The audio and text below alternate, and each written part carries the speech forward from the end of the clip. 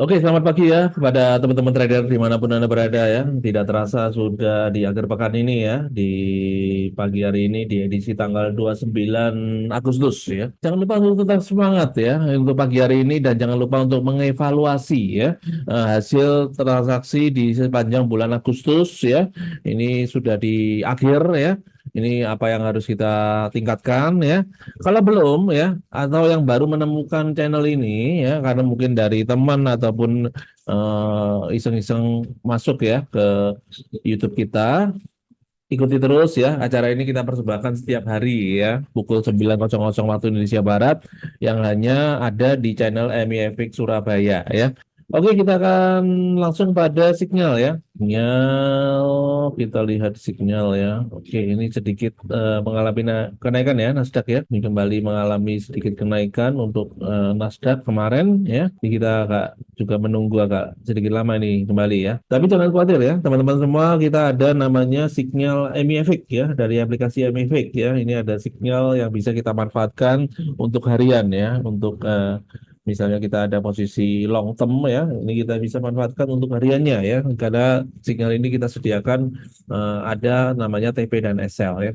Oke, kita akan lihat di sini untuk pergerakan market ya kemarin dan juga peluang untuk hari ini di hari Jumat. Artinya sudah 3 hari berturut-turut ya. Ini kita perhatikan di sini di time frame daily ya. Ini mengalami kenaikan yang cukup tinggi ya. Apakah hari ini berpeluang untuk koreksi turun ya, atau justru membentuk harga tertinggi baru ya? Ini yang perlu diwaspadai. Kita lihat berita yang menjadi penggerak harga gold menguat ya. Ini dipicu oleh meningkatnya kekhawatiran ya terkait independensi the Fed ya dalam tekanan politik ya, dan juga membuat pasar semakin yakin Bank Sentral Amerika Serikat akan memangkas suku bunga lebih cepat. Ini tentunya akan memberikan potensi-potensi pergerakan ya untuk hari ini. Kita lihat di sini untuk pergerakan koreksi ya, ini di 4 jam dibuka di 3409 ya. Ini hati-hati, ada peluang untuk membalikan kenaikan ya ini, walaupun sudah cukup eh, tinggi ya ini. Kemudian kita lihat di sini ya untuk peluang koreksi ya ada di 3395 ya. Ini ada peluang untuk koreksi turun ya ini. Kemudian target ke atas ini kita lihat harga tertinggi kemarin ya. Ini ada di 3423 ya, sempat di 3423 ya. Ini di sini juga ada nama resisten di 3430 ya ini. Ini apakah akan kembali mendekati harga tertinggi ya di 3423 ya. Oke, kita berpindah ke oil ya. Untuk perpindahan oil kita lihat ada kenaikan ya, dan kita lihat di sini ada formasi Thanos di time frame daily ya. Ini masih belum terjadi breakout ya untuk di oil. Kita lihat di sini penggerak oil mengalami kenaikan kemarin ya. Ini kita lihat sentimen positif ini terjadi karena datang dari Gedung Putih ya, mengisyaratkan ketidaksukaan Presiden Trump ya terhadap serangan Rusia ke Ukraina ya, dan juga pasar masih menilai respon Amerika Serikat berpotensi mengganggu pasokan global ya, sehingga menopang untuk harga oil ya. Diperkirakan hari ini berpotensi masih melanjutkan kenaikannya ya untuk oil dengan target di 64,69 ya. Ini kita lihat di sini. Untuk mata uang euro ya. Untuk mata uang euro, kita lihat di sini pergerakan untuk mata uang euro.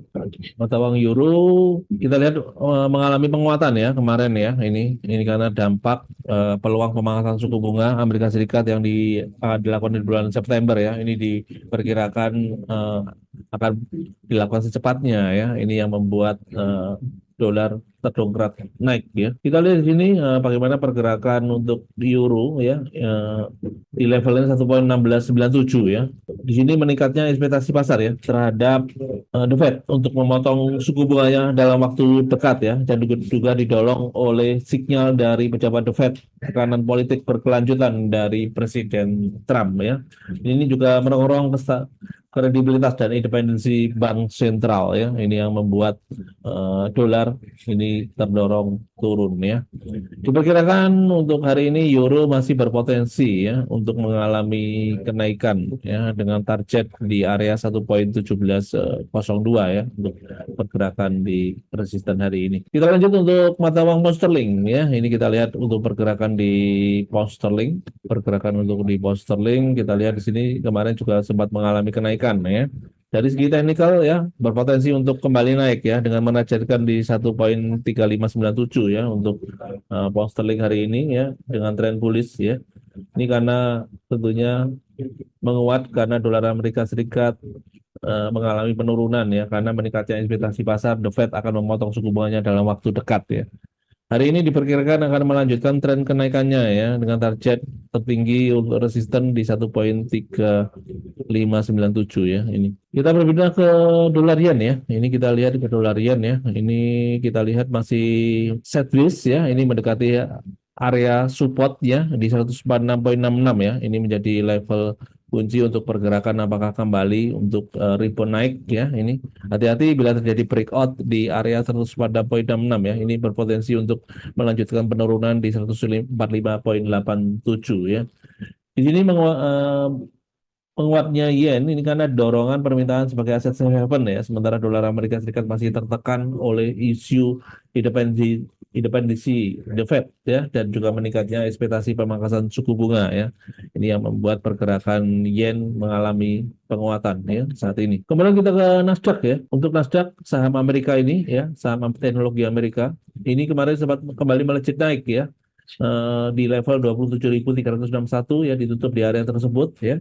Ini kenaikan karena ditopang optimisnya pemotongan suku bunga The Fed ya, serta laporan laba positif dari sejumlah perusahaan teknologi besar yang memperkuat sentimen risk on di pasar saham ya.